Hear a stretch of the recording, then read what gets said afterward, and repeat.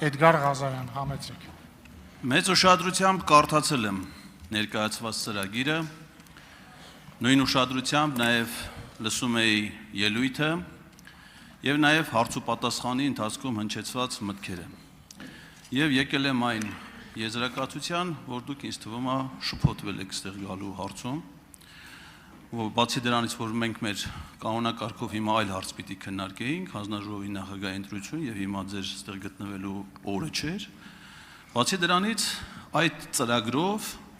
այդ ելույթով, այդ մտքերով ես կարծում եմ, որ դուք պետք է ներկայանաք քննչական կոմիտեի հատկապես կառավարման գործերով քննիչին։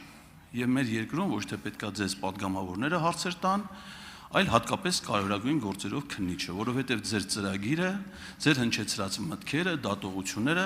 դրանք երկրի անվտանգության, ինքնիշխանության, տարածքային ամբողջականության եւ սահմանադրական կարգի տապալման մի հատ համալիր ամբողջություն է։ Եթե դա համադրենք նաեւ ձեր 8-ամյա գործունեության հետ, պատկերը ամբողջանում է։ Հիմա հարցը. կասեք Սահմանադրության եւ կառավարության կառուցվածքի եւ գործունեության կարգի մասին որ օրենքն է ձեզ իրավունք տալի համարակալել մեր պետությունները,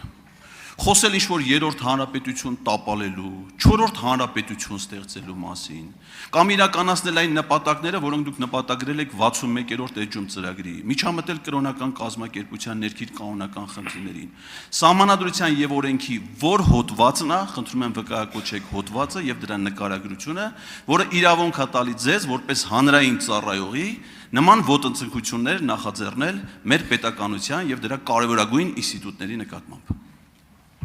Շնորհակալ եմ հարցի համար, նախ եթե շփոթվածության մասին խոսենք, կարծում եմ ձեր մասին պիտի խոսենք, որովհետև ինչքան հասկացա դեռ չեք կողմնորոշվել դահլիճի որ հատվածում պետք է նստեք, որ սենց այս տեմպերով որ գնա հաջորդ անգամ որ ես գամ արդեն միջանցքում եք նստած ելնելու, այնպես որ ձեզ է նախ պետք կողմնորոշվել, թե ինչա պետք անել։ Ինչ վերաբերվում է քննիչներին, ես գիտեք քննիչների հարցերին պատասխանել եմ, ավելին ես քննիչ հանձնաժողովի հարցերին եմ պատասխանել, ավելին ես բարձրագույն քննիչների քննիչի հարցին եմ պատասխանել,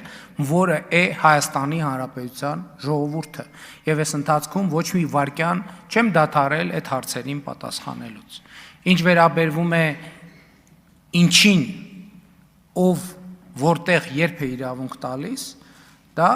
մեր նախընտրական ծրագիրն է եւ ժողովրդից ստացած մանդատը եւ մենք քաղաքական խոսույթներ ենք զարգացնում, որոնց նպատակը մեր պետության հարատևությունը ապահովելն է, մնացածն էլ ասեցի։ Արձագանք Հ A J E J E N Հ Ե Հայերեն։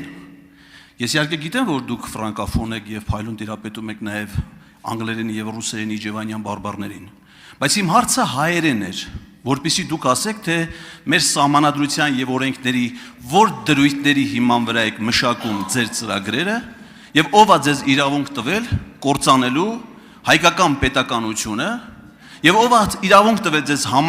համարակալելու մեր պետությունը, որը համար չունի, այլ ունի անուն։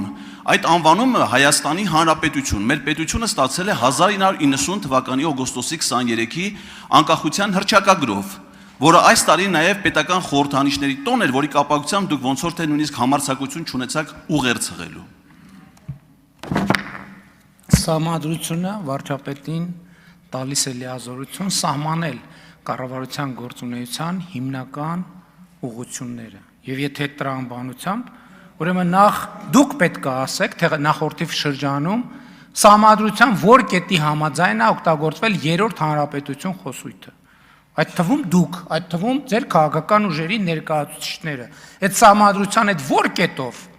եթե որևէ քաղաքական կուսակցություն կամ որևէ падգամավոր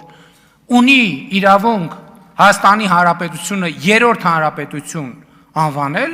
առավել եւս վարչապետը եւ կառավարող մեծամասնությունը, որը ժողովրդից մանդատ է ստացել, իրավունք ունի 4-րդ հանրապետություն անվանել։ Այսինքն, այս այն դեպքն է, որ ասում է ձեր աչքի գերանը չեք տեսնում, ուրիշի աչքի փուսն եք տեսնում։ Եվ երբ որ կպարզաբանեն երրորդ հանրապետություն, ես էլ եմ օգտագործել միջալոց։ Այսինքն դա մեր քաղաքական խոսույթի սովորական մասն է եղել։ Ուրեմն գնանք այդ պարզաբանենք, հետո կանցնենք առաջ։ Վոլոդյա Հակոբյան։ Պարոն վարչապետ, Հայաստանում արդյունարհեստական բանականության գործարանը հիմնադրվել ու գործում է շուրջ 5 միլիարդ դոլարի ներդրմամբ եւ նախատեսվում է, որ այդ ներդրումը պետք է հասցնել շուրջ 4 միլիարդ դոլար եւ ավելի, ու եթե հիմա մեր էներգետիկ հնարավորությունները, մասնավորապես էլեկտրականության արտադրությունը, որ կա Հայաստանում, բավարարում են այդ գործարանի եւ մեր հզորությունների համար, նաեւ արտահանման համար, ապա արդյոք 4 միլիարդ դոլար ներդրման դեպքում դա կբավարարի եւ հաշվի առնելով, որ նաև ատոմակայանի հետ կապված 2036 թվականը մինչև ժամկետ ունենք եւ միգուցե 2036-ին հնարավոր չլինի արդեն երկարաձգել ատոմակայանի շահագործման ժամկետը, ապա այդ դեպքում մենք արդյոք պետք է փոխենք մեր մոտեցումը ու մոդուլային փոքր ատոմակայանների փոխարեն ավելի մեծ զորությամբ ատոմակայան կառուցենք, եւ եթե այո կամ թեկուզ եթե ոչ, ապա ժամանակը չի արդեն, որ մենք կողմնորոշվենք ինչ ենք անում ու արդյոք հետ չենք մնա եւ 2036 թվականին կունենանք համապատասխան հզորություններ այդ արհեստական բանականության գործարանի, նաեւ արտահանող որպես էլեկտրականություն արտահանող երկիր մնալու հետ կապված, արդյոք ժամանակը չենք ուշանա որոշումներ կայացնելու հետ կապված։ Շնորհակալ եմ հարցի համար։ Նախ ընդհանրապես զարմանալի է, որ ատոմակայանի հետ առնչվելիս մեծ թեմաներից, էլի տեսեք մեր բանը, էլի ինչ որ սիմվոլներ ենք ստեղծում, եւ ոչ սիմվոլների համար սկսում ենք պայքարել։ Ատոմակայանի հետ կապված կա առաջին, երկրորդ, 4-րդ, 5-րդ, 6-րդ մի հարց՝ անվտանգություն։ Եվ երբ որ ասում են, հա, Թուրքիան այս ինչ ասեց, վայ Ադրբեջանը, ինչ ասեց, Աստված չանի, որ այդ ատոմակայանը պայթի, նույն հեռավորությունը, այսինքն Հայաստանի շրջաններ կան, որ ավելի հեռու են ատոմակայանից, քան Թուրքիա։ Ադրբեջանի տարածքներ կան, ավելի մոտիկ են ատոմակայանից, քան Հայաստանի Հանրապետության որոշ։ Այսինքն մենք երբեմն հասկանում եք, հասկացությունների մեջ բան չենք անում։ Մեզ պետք է կապ չունի որևէ հայտարարություն, որևէ բան ասվի Ադրբեջանից կամ Թուրքիայից, եւ դա արդեն փոխում է մեր բան։ Մենք պատրաստ ենք գնալ անտեսել բանի ատոմային էներգետիկայի, պատրաստ ենք չակերտավոր, էլի մի քիչ չափազանցնելով, բոլոր կանոնները այնքան որ Ադրբեջանի եւ Թուրքիայի հեճուկս Ադրբեջան։ Չէ, մենք այդ ատոմակայանը պետքա մինչեւ 2125 թիվը բան անենք։ Ոչինչ, մենք ամեն ինչի կդիմանանք, կմաքարենք, բանը ռադիոակտիվ քարից հաց կքամենք։ Ոչ բայց այն որ Ադրբեջան դրա մասին ասել է, վերջ, ատոմակայանը ամենաշուտը մենք այդ հարցին կանդրադառնանք 1163 թվին։ Արձագանք։ Չէ, սեպան պարզ է, ես ուրիշ բան եմ ասում, ժողովուրդ մենք մեզ չի հուզում այսինքն ատոմային բանը, անվտանգություն, այդ ատոմակայանը կառուցվել է 70-րդ թվին, վերջը ռեսուրս ունի։ Ես ասացի, որ մենք աշխատում ենք, որ տեխնոլոգիաները թույլ են տալիս, ինչքան հնարավոր է տեսական, գործնական, բոլոր հնարավոր 2046 թիվը այն հնարավոր ամենա, պատկերացեք տեխնոլոգիաները ամեն ինչից պետք է հարցը լուծվի,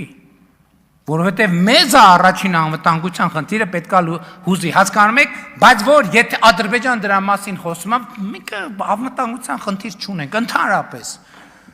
բանը ոչինչ ոչ քեզի տրամաբանությունը, հա, այդ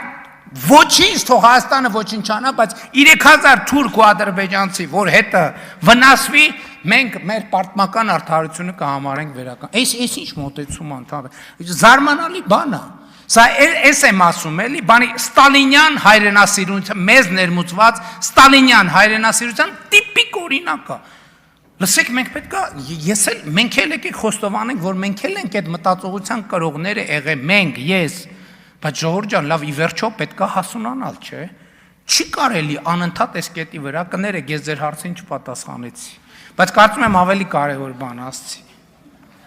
Արձագանք։ Եվ հիմա պարոն վարչապետ, իմ հարցի մասով արդյոք պետք չի որ մենք փոխենք մոտեցումը եւ փոքր մոդուլային փոխարեն ավելի մեծ ատոմակայան կառուցենք կամ եթե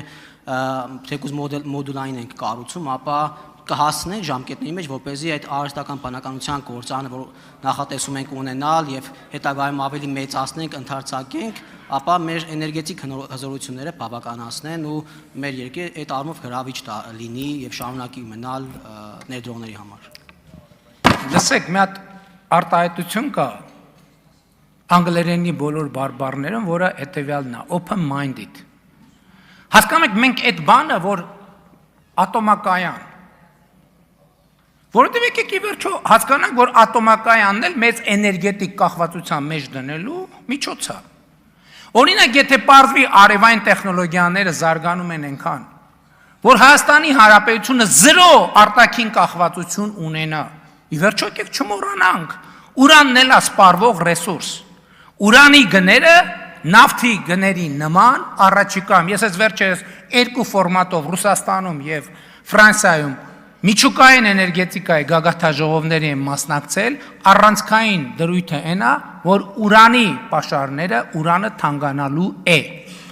Ես օրինակ այո, ես կարծում եմ, որ կարող է պարզվի, որ մեզ ավելի մեծ ատոմակայան է պետք։